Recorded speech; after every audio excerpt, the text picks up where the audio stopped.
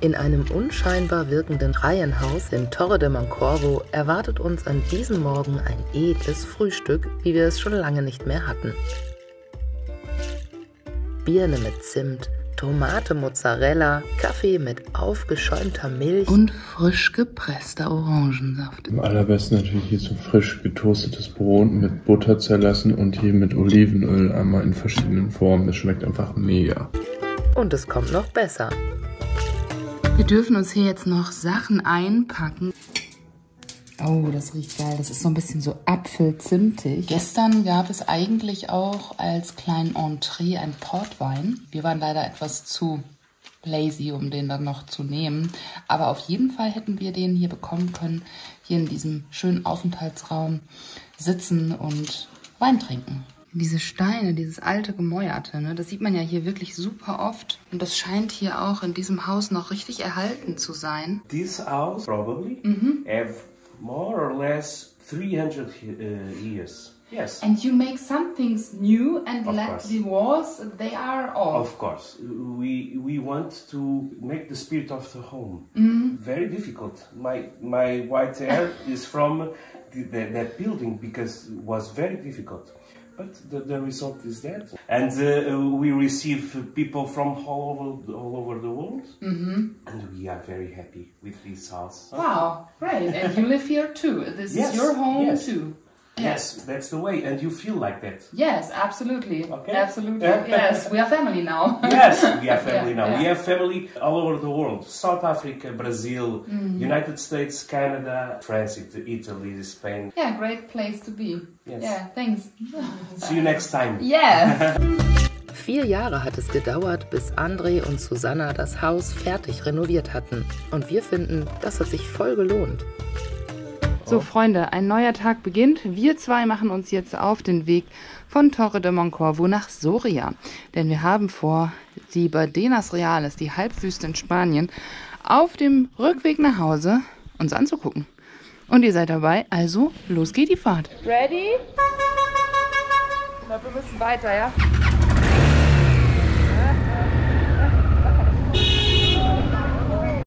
Die Stadt ist wach und ich jetzt auch. Auf dem Kirchplatz findet ein Event statt. Schnell raus aus dem Gewusel.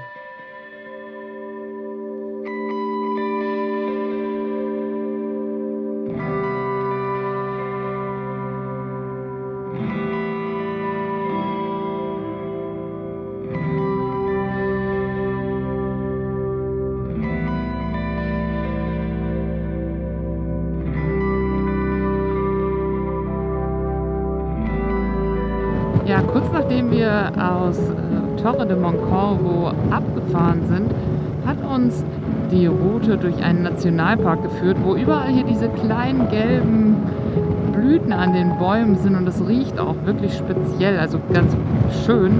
Man merkt richtig, dass hier die Natur sehr, sehr viel vertreten ist und der Mensch fern. Das ist echt total der Genuss, jetzt hier gerade mal so über Landstraße ein paar Kilometer zu fahren und einfach mit dem Weg zu fließen, ein bisschen Musik zu hören und einfach die Seele baumeln zu lassen auf dem Motorrad.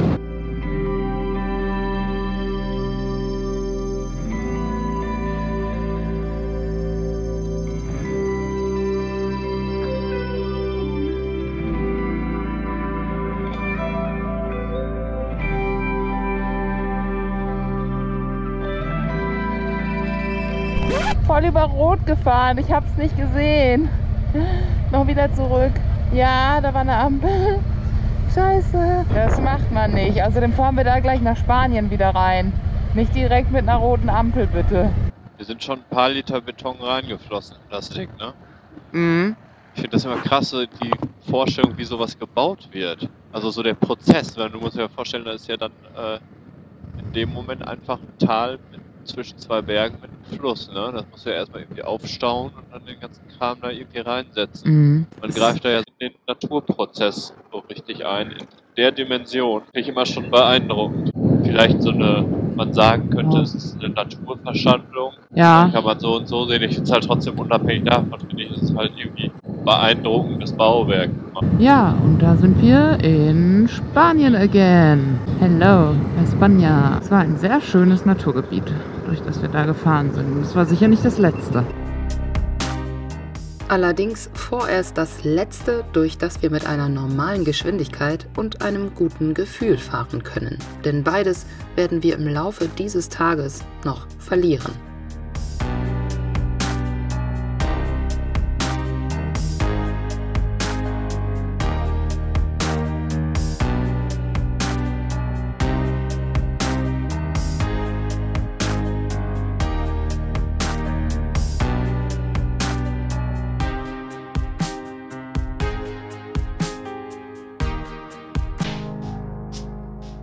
Minis Hinterrad eiert total. Jetzt gucken wir gerade mal, woran das liegen kann. Oh Mann, ey. Ja, so ein mega großer Teil Offroad. Radlager komplett im Arsch. Radlager komplett im Arsch. Hier, guck mal. Das Ultraspiel. Hier, guck mal, das ganze Rad wackelt. Ja. Ja. Shit. Da kommt Sand rein und dann frisst das da. Simmerringe schon so angefressen. Siehst du das? Ja, voll krass. Das Radlager ist Fritte. Da hilft leider auch kein leckerer, selbstgebackener Kuchen von Susanna. Als wir morgen losgefahren sind, hat sich das alles noch relativ normal angefühlt. Da ist mir das noch gar nicht aufgefallen. Und irgendwie so nach 2 Stunden Fahren denke ich auf einmal, oh, ist irgendwie mein Reifen platt, einer von beiden. Es fühlte sich so an, wie als wenn man auf rohen Eiern fährt, also so voll am Wackeln, das ganze Motorrad instabil. Haben wir erstmal den Luftdruck geprüft, ne, war alles noch da, wie gestern drauf gemacht. Und jetzt, wo wir das dann mal auf den Hauptständer gepackt hatten, das Motorrad, haben wir dann festgestellt, dass das Radlager so ziemlich durch ist. Waren jetzt auch noch die Radlager von Marokko, hätte man vielleicht mal tauschen sollen vorher. Aber ich glaube, das ganze Offroad-Gefahre hat denen echt so richtig zugesetzt. Ist halt echt nicht zu vergleichen mit diesem Fahren auf der Straße. Vor allem so wie wir das gemacht haben, das war ja schon auch echt nicht jetzt irgendwie nur ein bisschen hier und da mal Schotter, sondern gerade am Anfang die heftigen Steine da und das ganze Sandgefahre, das setzt sich dann natürlich überall auch mal fest. Naja, erstes Mal so richtig Offroad-Abenteuer reisen heißt vielleicht auch das erste Mal ein bisschen in die Scheiße treten, was das betrifft. Nämlich, dass das Motorrad darunter auch mehr leidet. Wir fahren jetzt zur nächsten Motorradwerkstatt. Die hat laut Google Maps zwar zu. Ich versuche trotzdem mein Glück jetzt mal da. Das liegt auf dem Weg nach Soria.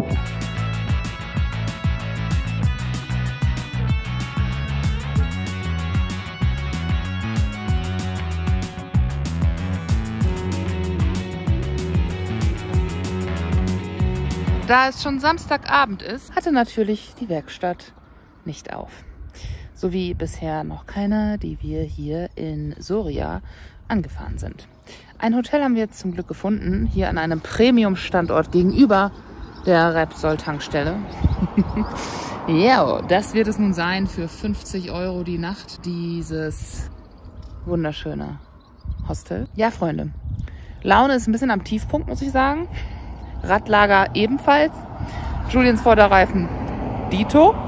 Und mal schauen, wie wir jetzt noch nach Hause kommen, wie wir das machen. Morgen ist Sonntag. Sehr geil. Wir wollten einfach jetzt schnell nach Hause. Ne? Ja, ob man mit einem kaputten Radlager noch einfach mal 2000 Kilometer fährt, besser nicht.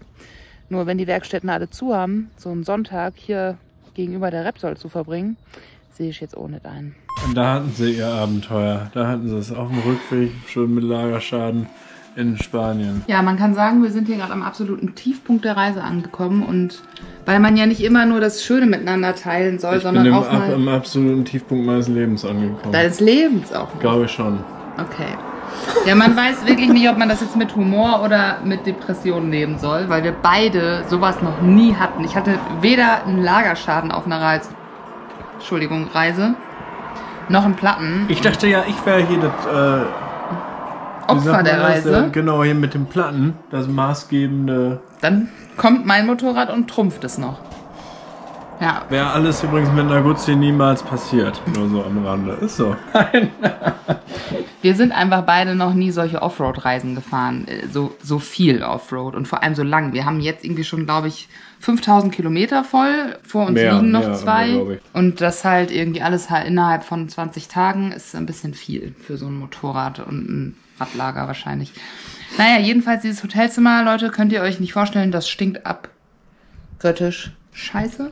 Und es ist wunderschön, wir reden das gut. Es riecht wie beim Leichenbestatter, wahrscheinlich ein bisschen schlechter. Boah, krass, ey. Es macht gerade überhaupt gar keinen Spaß mehr, muss man einfach so sagen. Echt. Ja, das ist sehr schade, weil eigentlich hat mich das heute wieder gefreut, hier nach Spanien reinzufahren. Ich habe mich gefreut auf die kommenden Tage. Dafür hast du jetzt Lastwagen vorm Fenster, was man aufmachen muss, weil es sonst so krass stinkt. Ja? Und jetzt freust du dich einfach nur auf morgen hier raus.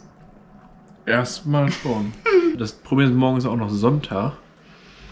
Und wir, weiß ich nicht, ist zwar scheiße, aber wir müssen irgendwie weiterkommen. Und du findest halt hier erstmal so keine Hilfe, was das Radlagerproblem angeht. Vorteil ist, es dreht sich noch, es wird nicht heiß. Das heißt, man kann das Fahrzeug bewegen. Es ist allerdings schon halt sehr ausgeschlagen. Ne? Aber es nützt ja nichts. Was auch wenn es scheiße ist, was soll man machen? Vom hier rumsitzen und warten wird es auch nicht besser. Wir könnten höchstens, habe ich gerade gedacht, vielleicht ein bisschen Gewicht vom Motorrad nehmen.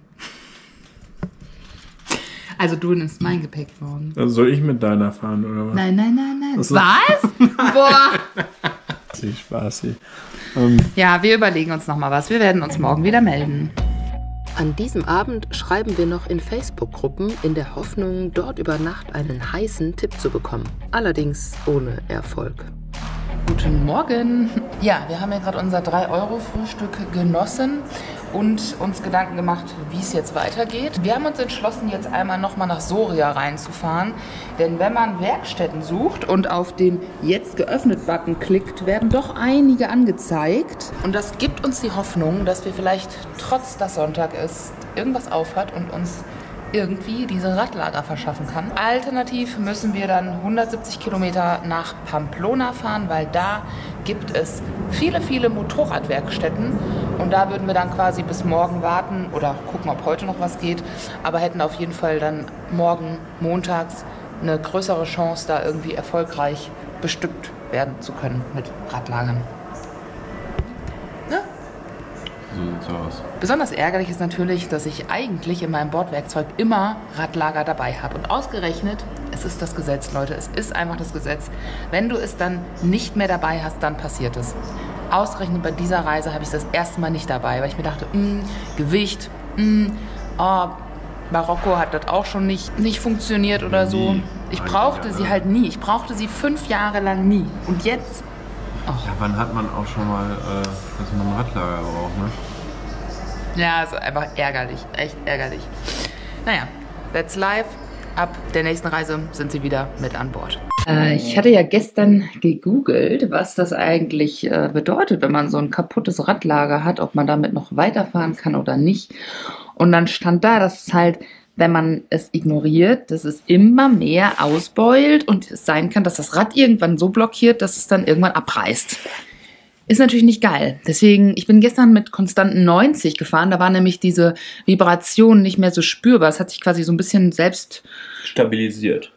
Genau. Allerdings, wenn man mit 90 ein blockiertes Hinterrad hat, ist es natürlich echt gefährlich. Deswegen vielleicht besser bleiben wir so bei 50 und ich eier halt 50, dann ein bisschen 60, mehr. Ja, wir müssen einfach gucken, wie das Ding ist. Es wird nicht warm. Das heißt, noch ist die Reibung in dem Sinne nicht hoch.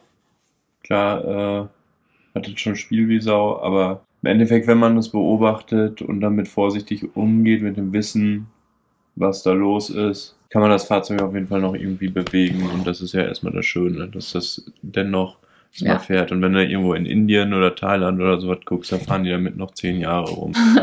In der Mongolei ist das wahrscheinlich der Standardzustand eines jeden Lagers, so nach einmal durch irgendeine Straße fahren. Zurück in Soria klappern wir einige Motorradwerkstätten ab, die jedoch, wie schon vermutet, geschlossen haben.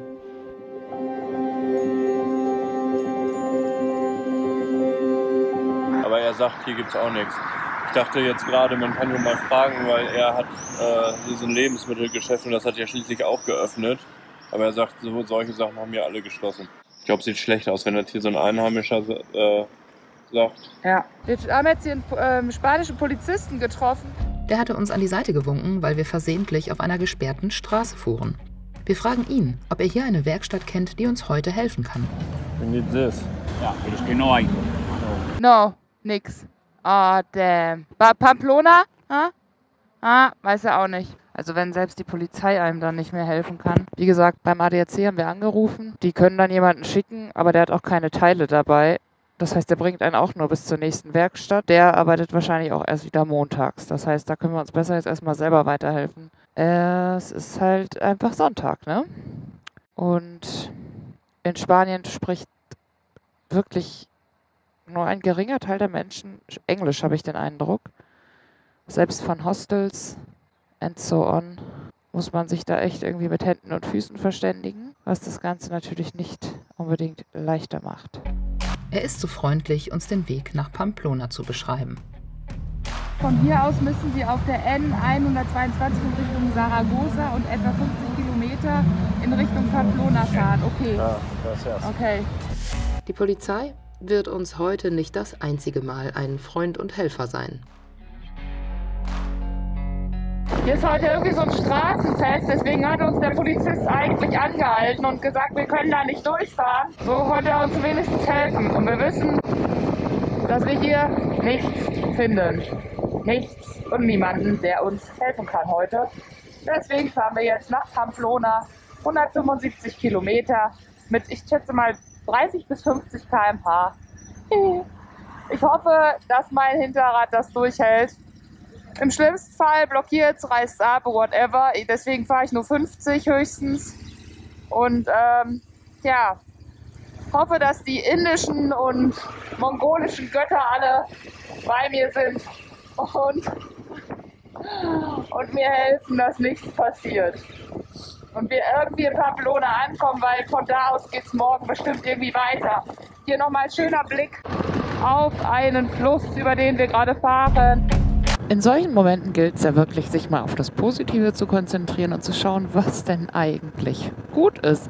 Weil man denkt immer, das ist the worst case, was einem passieren kann. Aber in Wirklichkeit, es könnte ja noch viel schlimmer sein. Also erstmal sind wir beide einigermaßen gesund. Okay, gestern war Julian nicht in der besten Verfassung. Er meldet sich hier, glaube ich, gerade auch rein. Das Sena funktioniert immer so semi. Mal ja. Wie geht's dir heute? Körperlich besser, dafür geistig zunehmend schlechter. Aber wenigstens scheint die Sonne. Meinst du nicht, wir können ein bisschen schneller? Nein, ich fahre 40. Ich rechne damit, dass jederzeit mein Hinterrad blockiert. Und ich habe mich schon gemault bei 40 oder 50 Offroaden. Das hat mir Schweineweh getan. Ich mache das nicht. Also sorry, aber... Weil es kann manchmal auch sein, dass sowas dann mehr belastet wird, wenn es langsamer dreht. Weil wenn es ein bisschen schneller dreht, dann hat es nicht so die Zeit, sich zu verhakeln, so aus technischer Sicht. Aha, du meinst also 50, 60 oder ja, was? Ich glaube, das macht dann den Braten nicht fett. Ich weiß nicht. Ja, fahr so, wie du dich sicher fühlst. Es kann alles sein. Ich weiß es auch nicht, weil in die Glaskugel kann man auch nicht schauen. Kann sein, dass es schlechter ist, wenn man zu langsam fährt. Es kann sein, dass es besser ist. Es gibt viele Optionen. Das ist auch was anderes, ob du ein Autorad hast, was an einem Lager befestigt ist, oder eine Motorradachse, wo das Rad in 2 Lagern mitläuft. Ist auch auf 2 Seiten abgestützt und kann dann auch nicht weg. So erstmal. Okay. Also das Positive ist, heute sind wir beide gesünder als gestern. Das Positive ist, es regnet nicht. Es ist einigermaßen trocken. Es scheint sogar zwischendurch die Sonne. Wir haben jetzt bei der Geschwindigkeit besonders viel Zeit, uns die Landschaft anzugucken. Queenie fährt noch ansonsten tipptopp. Super Motorrad, Radlager. Muss man ganz klar auf die eigene Kappe nehmen, wenn man viel Offroad fährt und damit auch schon in Marokko war, das Ding nicht tauscht. Eigene Schuld. Ansonsten die technischen Geräte außer das Sena funktionieren auch. Ein Ladekabel, was verloren gewesen ist, hat sich wiedergefunden. Genauso wie die positive Laune, diesen Tag nun so zu machen, weil im Endeffekt ändern kann man es nicht. Wir würden beide gerne heute irgendwie 500 Kilometer fahren. Stattdessen fahren wir jetzt, wenn wir es schaffen, 170. Ja, vor allen Dingen eigentlich in eine ganz andere Richtung. Ja, wir hätten eigentlich, wie gesagt, bei denen das Reales hätte noch auf dem Plan gestanden. Wir hätten eine richtig schöne Rückfahrt. Durch die Tarnschlucht. Ja, das wird einfach zeitlich nicht mehr drin sein. Ja, genau. Ist halt echt schade, aber was willst du machen? Ne? Solche Sachen können immer passieren. Deswegen räume ich mir für den Rückweg auch immer ein paar Tage on top ein, weil ich weiß, solche Dinge, die ziehen einfach Zeit.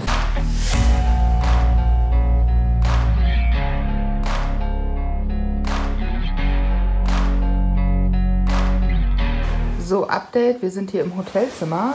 Julian hat gerade mit der Polizei gesprochen. Heute ist auch hier alles geschlossen. Ich habe hier gerade, wir sind hier in der Nähe von dem Industriegebiet, schon einen Ersatzteilhändler für Industriemaschinen gesehen. Da sehe ich unser Glück für morgen erstmal, weil das Lager, was wir da brauchen, ist so ein ganz normales 0815 Standard-Rillenkugellager. Das sollte auf jeden Fall beschaffbar sein. Das ist jetzt nichts Spezielles, was da drin ist. Aber Motorradgeschäfte oder sonstige Werkstätten hat halt alles hier geschlossen. So ist es also nun 15 Uhr. Wir haben unser Glück gefunden mit einem Hotelzimmer, was nur 55 € kostet und uns auch endlich mal wieder einen Fernseher schenkt, auf dem wir jetzt hoffentlich Endlich, ne? MotoGP gucken können.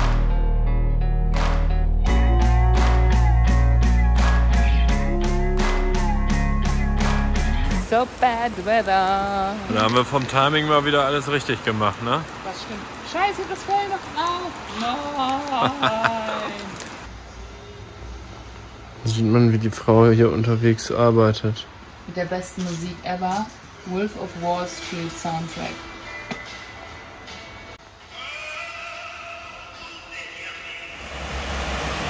Leute, es hört einfach nicht auf. Es ist mittlerweile 21 Uhr durch. Und wir haben den ganzen Nachmittag diesen Ausblick. Aber alles richtig gemacht, würde ich sagen, ne? 9 Uhr morgens und es gibt schon gute Nachrichten. Der Tipp ist nämlich, wer unterwegs ist und mal so ein Problem mit irgendwelchen Lagern hat, gar nicht unbedingt Motorradgeschäft ansteuern oder so. Die haben sowas nämlich meistens nicht auf Lager, sondern so Lager ist genormte Industrieware. Deswegen kommt man dann in irgendeinem Landmaschinenbau oder irgendein Gerätemaschinen, was weiß ich was, Industriebedarf Unternehmen meistens weiter mit. Und jetzt war ich hier in 2 Läden und habe direkt im zweiten schon was gefunden und wir haben die passenden Lager. Witzigerweise war da auch ein anderer Deutscher, der mit seiner Enduro unterwegs war und auch einen Radlagerschaden hinten hatte. Mega, das heißt, wir machen uns jetzt auf den Weg, packen hier unsere Sachen aus dem Hotel ab, um die Ecke zu dem Laden und dann ist unser Problem bis 12:30 spätestens gelöst, denn dann schließt der Laden nämlich. Und das Geile ist, wir können das selber einbauen. Es ist quasi einfach so, er stellt uns die Räumlichkeiten und das Material zur Verfügung und wir können das selber einbauen. Das heißt, kostengünstig ist das was für einen schmalen Taler. Und der Reisende, den Julian da in der Werkstatt angetroffen hat, der hat selber auch gesagt, dass er nie Radlager dabei hat und er war irgendwie zuletzt 5 Monate unterwegs. Und ja, das ist natürlich auch wiederum so eine Frage, ne? Hat man sowas dabei, hat man es nicht dabei? Normalerweise hält es auch mal 30.000 Kilometer, ohne dass irgendwas ist. Ja, schreibt das mal in die Kommentare. Würde mich brennend interessieren, was ihr dazu meint. Wie seid ihr auf Reise? Habt ihr so ein Radlager immer dabei oder nicht? Nur eine Straße weiter ist das besagte Schrauberlager inklusive Radlager.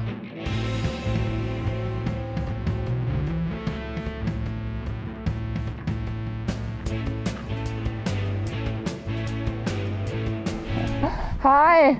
Na? Das sieht ja schon gut aus bei dir. Machst du vorne und hinten? Ja, ich habe jetzt gedacht, ich mache vorne auch gleich, okay, wenn er schon alle Lager hat. Ja, das ging jetzt ziemlich gut. Top, das ist ja echt eine geile Gelegenheit hier, ne, das zu machen. Das sieht ja gut aus. Ich habe erst da drüben geparkt vorher. Wo hast du?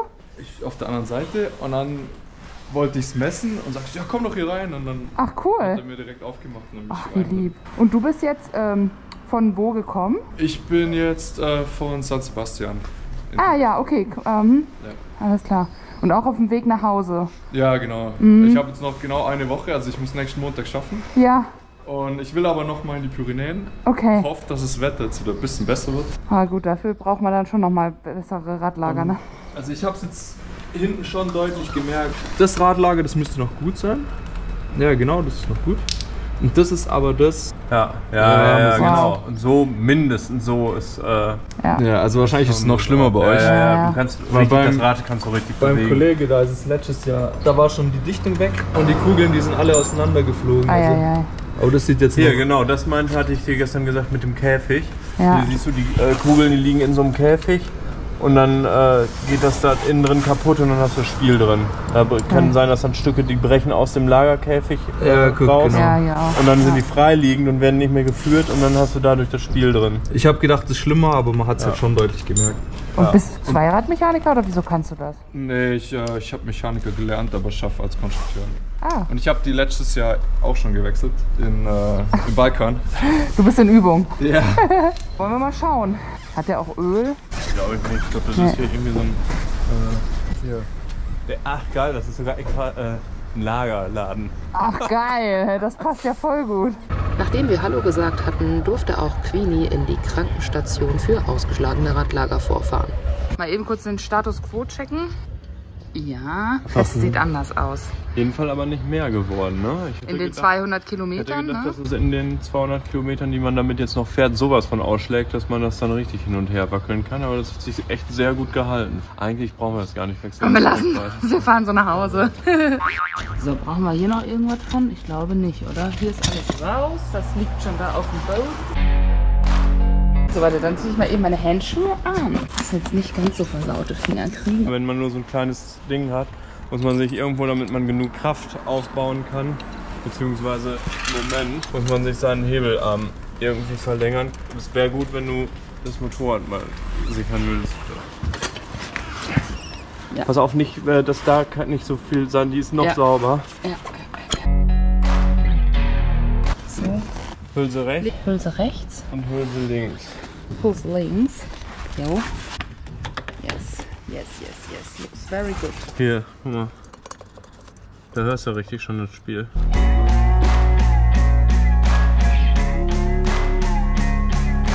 Wir haben jetzt hier gerade mal den Radialwellendichtring, so heißt Simmerring fachmännisch, abgenommen und sehen da, das Lager sieht schon ein bisschen leerer aus, als es eigentlich sein sollte. Ein paar Kugeln fehlen, ne? Das hat sich hier alles richtig rausgefressen. Hier, da hast du deinen Lagerkäfig. Der hält die Kugeln eigentlich. Hier kommen schon ein paar mit. Hier. Palim. Wir haben jetzt hier gerade die Hülse, die zwischen den beiden Lagern sitzt, mal rausgezogen und hier hinter liegt auch in der Radnabe der Rest des Lagers schon verteilt. Da wir das zerbrochene Lager nicht anders herausbekommen, fragen wir den Ladenbesitzer nach einem passenden Werkzeug. Das Hat jetzt quasi so ein Werkzeug, um das... Abzieher, damit kannst du, wenn du es reindrehst, spreizt du das, hast unten so einen kleinen Ansatz und damit kann der dahinter greifen. Ja. Und dann kannst du den da so rausschlagen. So, jetzt wird noch mal was anderes probiert. Das sitzt einfach zu fest. Nach langem Biegen und Brechen ist es endlich raus. Yes! Mit dem Tool, was uns Aaron hier gerade noch mal eben kurz da lässt, er packt jetzt zusammen, machen wir noch die letzten Hammerschläge. Echt Riesenglück, dass wir den Laden gefunden haben und auch sehr, sehr cool Aaron getroffen zu haben, weil wir von ihm jetzt echt noch mal ein paar Werkzeugsachen auch haben konnten und man konnte sich ein bisschen über die Reise austauschen und es ist einfach so cool, dann unterwegs Leute zu treffen. Soll ich dich ein bisschen ziehen? Ne, alles gut. Ich habe nur geguckt, ob alles geht. Es ist erstmal nichts locker. 160 Kilo ungefähr wiegt deine Maschine, sagtest du, ne? Ja, ungefähr. Wenig Gepäck dabei diesmal. Sieht gut aus. Ja. Mega. Und du fährst jetzt noch über den ACT Pyrenäen. Genau, ich will jetzt 2 Tage ACT fahren, also bis Andorra und dann wieder Richtung Heimat. TED bis in ACT. Da hast du auch schon wieder ein Abenteuer hinter dir, ne? Ja, auf jeden Fall. Haken dran. Ja, allerdings. Ja, euch noch viel Erfolg und dann ja, auch danke. viel Spaß auf der Heimreise. War schön, dich getroffen zu haben. Ja, euch auch. Ja. Danke gleichfalls. Ciao, gute Fahrt. Danke. Danke gleichfalls. Oh Mann, er war so lieb. Er hat uns eine Hülse gegeben aus seinem Rad. Und dann hat er sie jetzt vergessen wieder einzubauen, weil wir die noch hatten.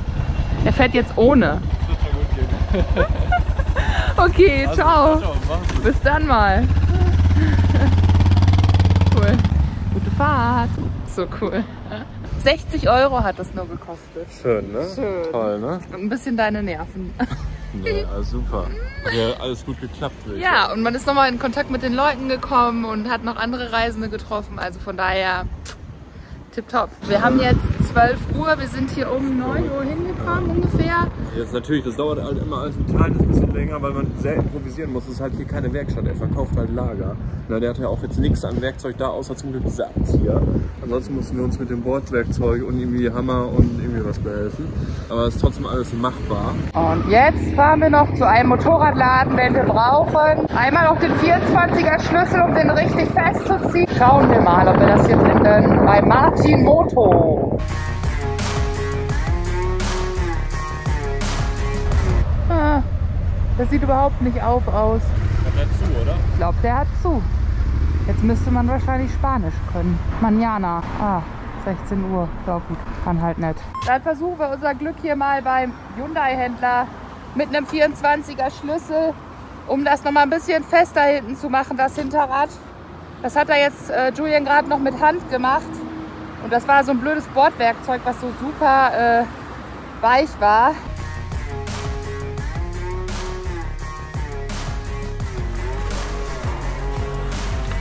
Und ist gut? Ja. Super, top. Und zur Feier des Tages kommt die Sonne raus. Ist das nicht schön? So wie es aussieht, haben wir es echt geschafft, das Problem richtig schnell zu fixen.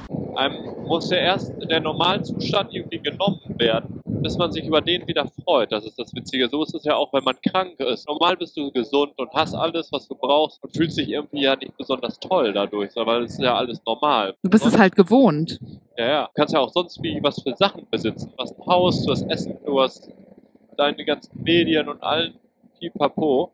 Mhm. Und erst wenn man dir das alles einmal nimmt, freust du dich dann wieder über, sogar vielleicht über Sachen, die schlechter sind als das, was du vorher hattest. Und trotzdem hast du bessere Laune. Ja, Also dann absolut. sieht man, finde ich, dass es nicht unbedingt bedeutet, wenn du ganz viel Geld hast, dass es dir dann unbedingt besser geht. Nee, und auch wahrscheinlich, gerade wenn du viel Scheiß erlebt hast, dass du dadurch aber auch glücklicher sein kannst. Ja, so und wie jetzt mit der dankbarer Panne, über bestimmte Sachen. ne, ist man einfach total happy, wenn das Motorrad wieder gerade läuft und man damit fahren kann, ohne Angst zu haben, dass einem das Hinterrad wegbricht.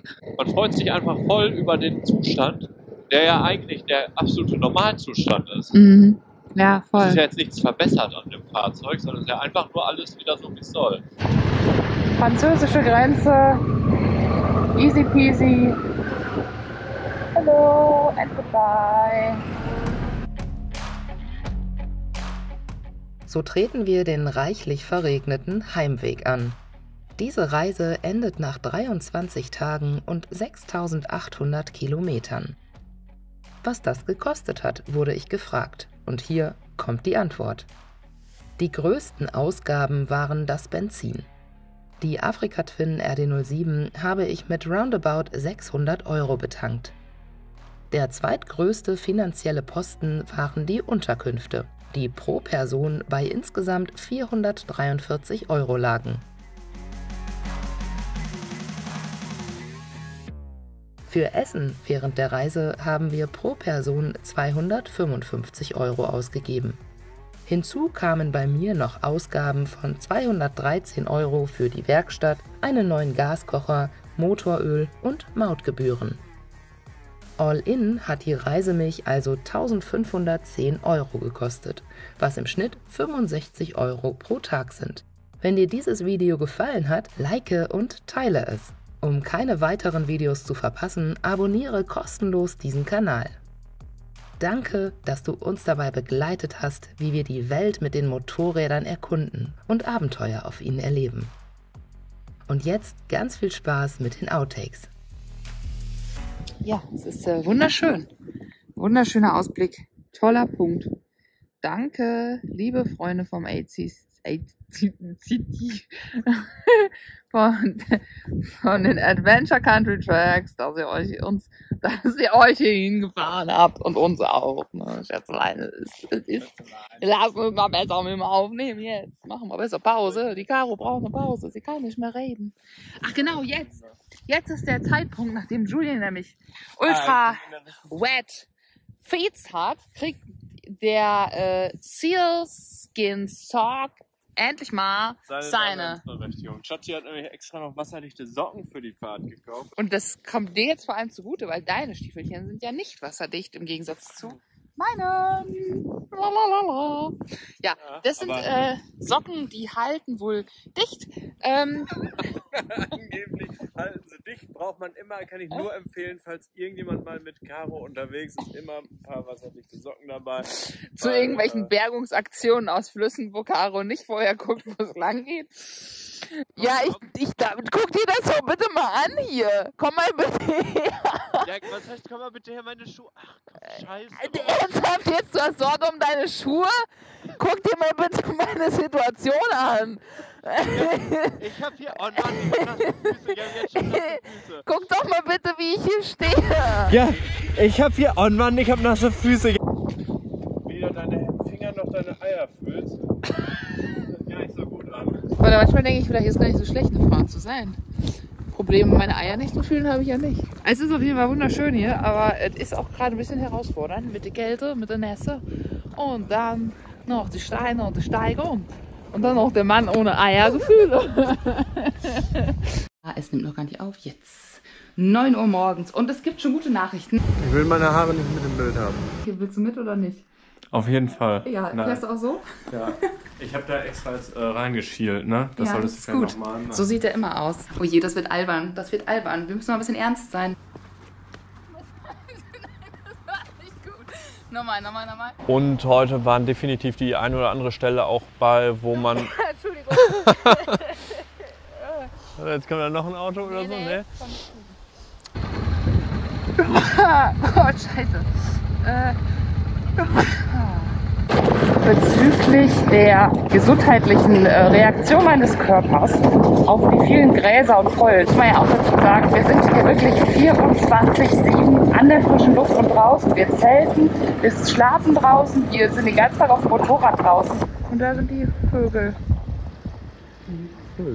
Die alles zuscheißen.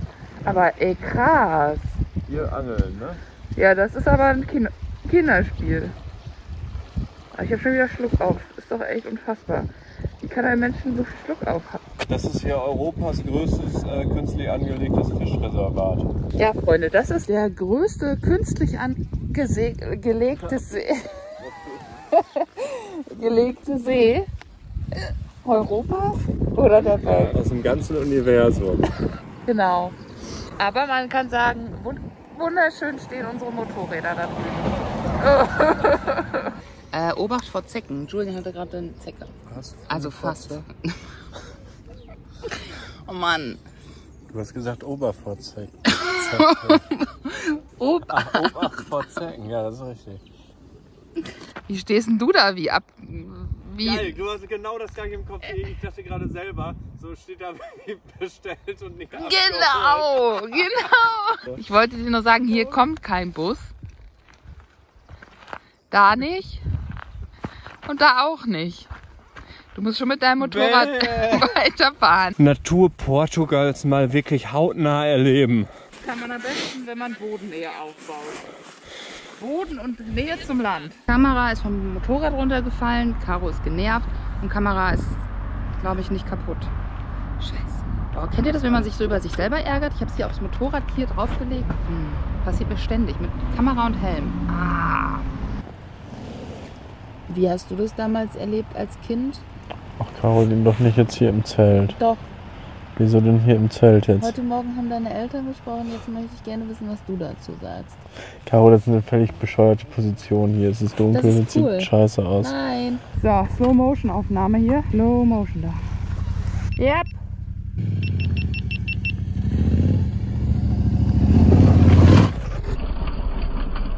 Ohne Scheiß. Ohne Scheiß, das Motorrad ist gut. Wirklich, da gibt es nichts dran. Also was heißt nichts dran auszusetzen? Aber was ich halt nicht haben kann, ist dieses ständige Rumgenörgel von allen Japan-Fans. Aber japanische Fahrzeuge sind so geil. Und irgendeine Beschwerde über irgendwelche Guzzi-Getriebe oder sowas. Meine Guzzi schaltet mindestens genauso. Ach, das ist scheiße aufgenommen, ist mir scheißegal. Egal. Nein, so ein Getriebe von so einem Japaner funktioniert einfach wirklich nicht geiler. So, beziehungsweise auf der anderen Seite denke ich mir, wenn du andere Karren hast, wo du das Getriebe ein kleines bisschen vielleicht irgendwo hakelig ist oder sowas, es ist bei anderen Fahrzeugen kein Stück besser. Also das fuckt mich hier schon ein bisschen ab, dass du dauernd Leerlauf drin hast, den du nicht rauskriegst und das nur am Rumhakeln ist. Deine alte Karre schaltet auf jeden Fall deutlich schöner, finde ich, als das Ding. Also muss man mal ganz ehrlich dazu sagen, so das Wunderwerk der Technik ist das Zeug aus Japan auch nicht immer unbedingt, was alles angeht. Ja, ist keine tolle Aufnahme. Upsala. Ja, das ist natürlich ein völliger Schluss. Wenn man jetzt sagt, ja, man durchbricht damit den Kriminalitätsmarkt, indem man das jetzt irgendwie so anbietet, aber macht das dann so teuer, irgendwo in irgendwelchen Apotheken oder so ein Scheiß für ein Gramm 15 Euro oder so. Natürlich kaufe ich das dann nicht in der Apotheke. Du sollst es gar nicht kaufen. Ach so. Wir sprechen gerade darüber, dass die Holländer ja eigentlich ziemliche Kaufleute sind. Wir haben uns gewundert, dass er da gestern die Gasampullen für 3,50 vertickt hat, während die beim Decathlon fast 6 Euro gekostet haben. Und da kam uns dann der Gedanke, dass für die Holländer ja ganz schön mies sein müsste, dass wir jetzt in Deutschland Gras legalisiert haben, weil wir dann quasi nicht mehr so viel nach Holland fahren. Also ich sowieso nicht, aber ja, halt Leute, die sowas brauchen. Gerade zusammen eine Tüte Chips, eine Tüte Cracker, ne, das war einiges an Crackern, eine 300 Gramm Packung, hier, wie heißt die Scheiße? Nein. Weingummi, Süßigkeiten und sowas. Ja, wenn wir nach Hause kommen, dann habe ich Karies, Herzinfarkt und Diabetes, ey. Tja. Und wiege 5 Kilo mehr und passt durch die Haustür nicht mehr durch wahrscheinlich. Nein, du hast vorhin gesagt, man kann gar nicht zunehmen, so viel wie man sich bewegt hier. Naja, eigentlich kann sich auch schon noch mal ein bisschen frischer und regionaler ernähren. Machen wir auch demnächst. Die nächsten Tage. Mhm. Der nächsten Reise. Also nächstes Jahr, also übernächst. Also wenn wir in Rente sind, ne? Allein deswegen ist es schon ein guter Tag, weil ich hänge hier gerade noch fest im Zelt. Ich wollte euch doch zeigen hier. So, Herr Julien, dann sagen Sie doch mal, wie Sie denn Ihren Fahrtag heute so fanden. Müssen wir gleich nochmal machen. Muss ich eben drüber nachdenken. Okay. Es war ziemlich viel heute, fand ich. Also, ich finde, wenn man jetzt mal so ein ganzes Stück gefahren... Oh geil, guck mal, da, Fotos. Den Kleinen, ich weiß ja aber nicht mehr. Ihr habt ja wohl einen Vogel. Yes. Und dann sehen wir uns morgen, also im nächsten Video wieder. Oh Gott. Ich weiß ja gar nicht, wo du bist. Warte.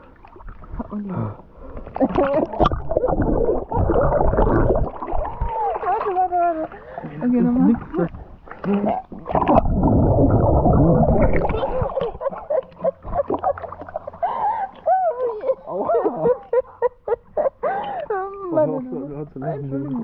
Okay, warte.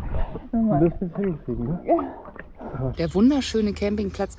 Puppelst du da gerade in der Nase rum? Nein. Es ist zum Kotzen. Das ist hier gerade eine Mischung aus Tragödie und Komödie, alles das Ganze. Die Sachen sind hier schon direkt wieder nass. Nein, das kann man doch nicht erwarten, sowas. Nicht, beweg dich nicht. Oh. Du kannst dann, ich fange ihn ein und zerquetschen. Nein, ich filme ihn doch schon, aber er will einfach nicht stehen bleiben. Natürlich, der fliegt. Bleib doch mal stehen. Das ist der Blick eines Schmetterlings. Oh. So, zurück zum Ernst des Lebens. Der Schmetterling hat sich nicht fotografieren noch filmen lassen. Sein Pech. Motorradtacho. Da ist der Schmetterling wieder. Okay, ich lasse es jetzt. Der wunderschöne Campingplatz, den wir gestern übrigens hatten, hat nur 18 Euro gekostet. Das war damit der zweitgünstigste, den wir bisher hatten. Auch echt tipptopp. Heute noch schön geduscht. Tolle Dusche. Gutes Wasser, was ordentlich daraus kam. Ist ja immer für mich ein Indikator dafür, ob die Dusche... Und wenn sich jemand mit Duschen auskennt, dann bin ich das. Baragem. Oh, Alqueversee. Oh mein Gott. Wie heißt der See? Baragemt. Oh, Alqueversee. Das ist der größte künstlich angelegte See Europas. An dem fahren wir jetzt hier quasi an diesem Morgen einmal so dran entlang. Und es ist wirklich, also ich muss euch sagen, Freunde, das ist hier eine ganz, ganz schöne Landschaft, weil die wirklich noch mal ein bisschen grüner ist als was wir bisher so. Nein, ich will nicht, da funktioniert nichts. Heute Morgen alles Schrott, verloren. geht nicht rein, raus. Egal. Okay, also nochmal. Der größte künstlich angelegte See Europas.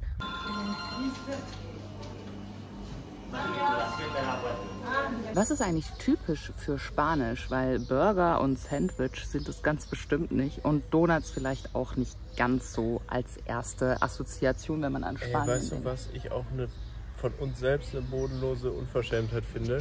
Ich als riesengroßer, fanatischer Chorizo-Fan habe seit 13 Tagen, wir sind seit 10 Tagen in diesem Land, ich habe noch keine einzige Chorizo gegessen. Du hast da vor allem noch von mir Make-up. Oh. Egal. Ja, also was ist typisch Spanisch? Flamenco, Paella mögen wir leider beide nicht. Flamenco können wir nicht. Sind irgendwie völlig im schon wieder nackt falschen Land. Und was noch?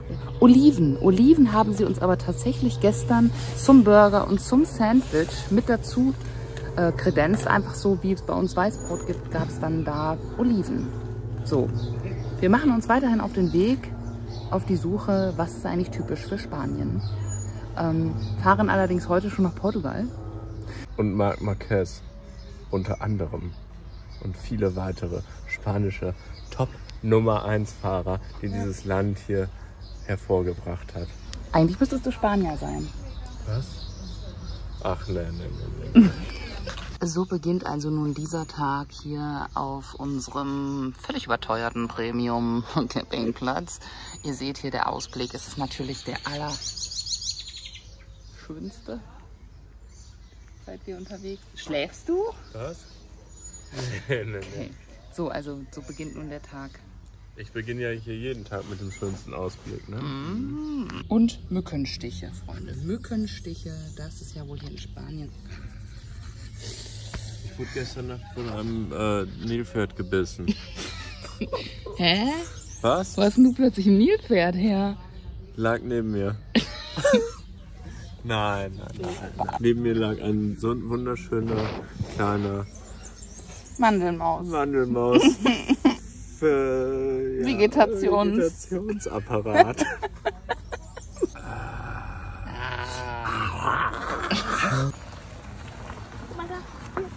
Die Kamera möchte, die Katze möchte wieder zu mir. Zu mir, zu wem möchte die Katze? Zu essen. Du bist Caro, die Katze möchte deine Milch nicht. Du Hier, da. sorgst wieder dafür, dass das Katzen Alter, durchhalten. die interessieren sich nur Yes. für deinen Schoß. Ich wollte dir extra nicht helfen.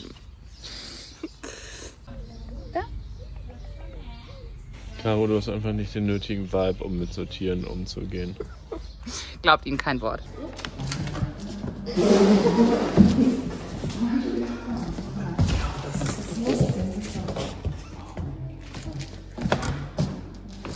Ein neuer Reisetag beginnt. Wir sind an Tag Nummer 14. Es ist der... Nee, gar nicht. Oh Mann. Tag Nummer 15. Reisetag Nummer 15. Und wir haben den 14. Mai. Und während wir hier am Frühstückstisch sind, beobachte ich die ganze Zeit so einen alten Mann, der hier auf der Bank im Park sitzt und fragt mich die ganze Zeit, was ist wohl seine Geschichte? Warum sitzt er hier morgens auf der Parkbank? Ist vielleicht seine Frau gestorben oder ich weiß es nicht. Was? Oder ist das ganz normal hier morgens nach draußen zu gehen, auf die Parkbank, sich zu setzen, zu gucken, wer ist alles da. Zwischendurch grüßt er Leute, schaut auf die Uhr. Wartet er auf irgendwas? Ja, weißt du, da bist du gerade hier mitten in Spanien auf dem Berg, läuft hier auf einmal so ein Bongo über den Weg. Ne? Stimmt nicht, wir sind in Münster im Zoo. Alter, was war das denn? Insekten im Mund. Ja toll, deswegen musst du doch das nicht in das Mikro reinrotzen. Ja, David ist ja wohl auch. Ja. Wow! Oh my gosh. Ich glaube, I need a Foto. Oh, ich lasse ihn mal rückwärts rollen. Ach, ich habe ja Leerlauf drin, ich brauche ja auch nicht mehr die Kupplung zu... Oh, jetzt. Kuppel nur. Sag mir mal Bescheid, falls da hinten irgendwie ein tiefer Abgrund kommt und ich... Falls da hinten ein Tiger kommt. Und Vorsicht, Tiger von den stehen, sonst bist du da gleich im Busch. Wow, Grasnarbe. Gras. Was macht es hier in der wilden Natur? Verstehe es nicht. Der fragt gar nichts, oder? Hört er was? Hört das nicht. Guck mal, der kommt da gar nicht durch. Nee, und schön kompliziert hier. Oh, hier, Stopp, Zaun. Stopp, Zaun. Ja, da muss man immer mit allem rechnen hier. Ich mach das von Hand. Du machst das von Hand? Ja, das ist ja auch so dein Spezialding, ne? Was? Von Hand. Los, geh weg da. Ich will da kein... Los, du fährst drüber. Ja, aber wenn ich drüber fahre, dann kriege ich so einen Stromschlag, oder? Ich fahre jetzt einfach. Caro, du hast Gummireifen. Ja, Außerdem okay. so schnell Hui. ist das nicht. Achso, ich muss hier selber auch noch drüber, ne? Ja, besser wär's. Außerdem ist das nur so ein Kuhstrom. Ey, hier wacht man auf morgens mitten aus dem Zelt. Hier so ein Rudel Füchse oder Rothunde oder sowas. Ja, shit, Wow. man. Nein, Spaß, wir sind immer noch in unserem Zoo. Was? Was? Hier mit der Decke, das fühlt sich genauso an wie zu Hause. Oh, das stimmt gar nicht. Nee, ich finde, die Deckengröße passt hier auch. Das ist ungefähr die Deckengröße, die ich sonst auch abbekomme. Bei 2x2 Meter. Das stimmt überhaupt nicht, nur weil du immer auf der ganzen Decke drauf liegst. Hey, was willst du jetzt machen? Caro, Mann! Wir schauen einfach. Wir sind ja spontan, frei und immer Richtung Abenteuer.